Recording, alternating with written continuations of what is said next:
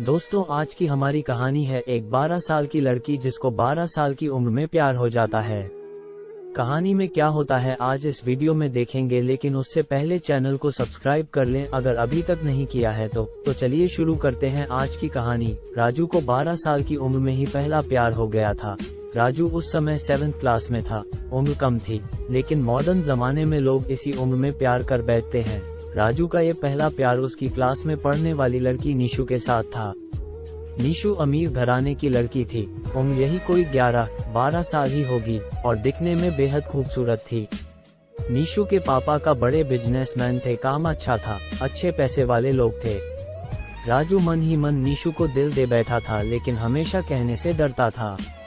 राजू के पिता एक स्कूल में अध्यापक थे। उनका परिवार भी सामान्य ही था, इसीलिए डर से राजू कभी प्यार का इजहार नहीं करता था।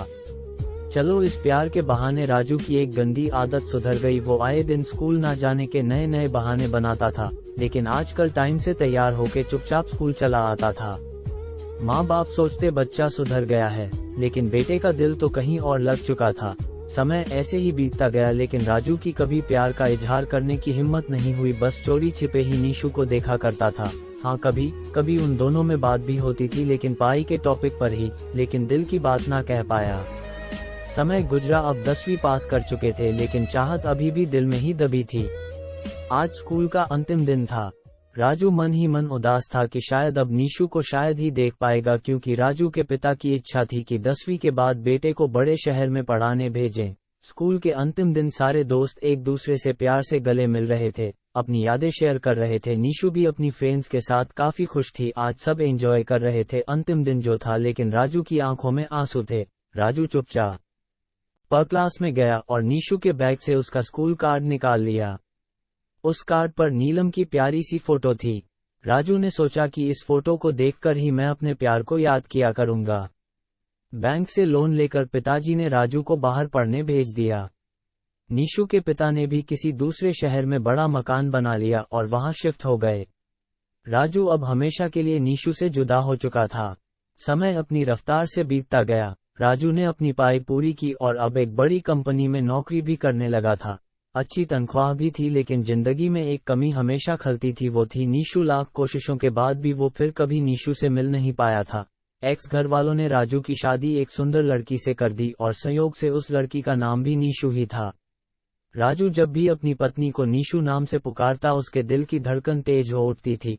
आंखों के आगे बचपन की तस्वीरें उभर आया करती थी। पत्नी को उसने कभी इस बात का एहसास ना होने दिया था, लेकिन आज भी नीशू से सच्चा प्यार करता था। एक दिन राजू कुछ फाइल्स तलाश कर रहा था कि अचानक उसे नीशू का वो बचपन का कार्ड मिल गया। उस पर छपे नीशू के प्यारे से चेहरे को देखकर वो भावुक हो उठा कि तभी पत्नी अंदर आ गई और उसने भी वो फोटो देख ली। पत्नी, यह कौन है? जरा इसकी फोटो मुझे दिखाओ। राजू, अरे कुछ नहीं, ये ऐसे ही बचपन में दोस्त थी। पत्नी, अरे ये तो मेरी ही फोटो है, ये मेरा बचपन का फोटो है, देखो ये लिखा है मेरे स्कूल का नाम जहां मैं पढ़ती थी। राजू ये सुनकर खुशी से पागल सा हो गया। क्या ये तुम्हारी फोटो है? मैं इस लड़की से बचपन से बहुत प्यार करता हूँ। नीशू ने अपने पति को अपनी पर्सनल डायरी दिखाई, जहां नीशू की कई बचपन की फोटो लगी थी। राजू की पत्नी वास्तव में वही नीशू थी जिसे वो बचपन से प्यार करता था। नीशू ने राजू को प्यार से उसे गले लगा लिया, क्योंकि वह आज से नहीं बल्कि बचपन से ही उसका चाहता था। राजू ने भगवान का शुक्रिया अदा कर रहा था। इसलिए कहते हैं ना कि प्यार आग, रस अच्छा हो तो रंग लाता ही है। ठीक वही हुआ राजू और नीशू के साथ भी।